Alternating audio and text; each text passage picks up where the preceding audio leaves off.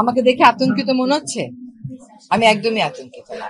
বিষয়টা হচ্ছে যে আমরা বুঝতে পারছি যে রায়টাকে কেন্দ্র করে বা নির্বাচনটা হয়ে যাচ্ছে, নির্বাচনটাকে কেন্দ্র করে দেশে একটা অস্থিতিশীল পরিস্থিতি গড়ে তোলার চেষ্টা করা হবে।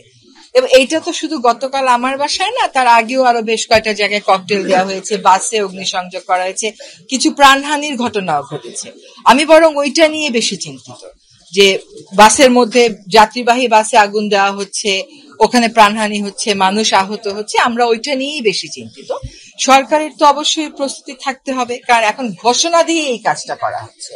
আমরা বিভিন্ন টেলিফোন কনভারসেশন যেগুলো শুনছি, টেলিফোনে যে সমস্ত বক্তব্য শুনছি, সেখানে ঘোষণা আসছে যে এরকম কাজগুলো করা হবে। কাজে সরকার তো সেখানে অবশ্যই তার প্রস্তুতি নেবে, এবং সরকার প্রস্তুতি নিচ্ছে।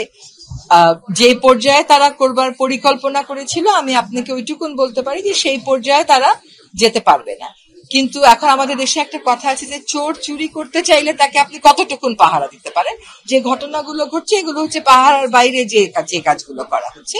সরকারের অবশ্যই, যেহেতু ঘটনাগুলো অব্যাহতভাবে ঘটছে, যদি সরকার তার সার্ভেইলেন্স বাড়াবে।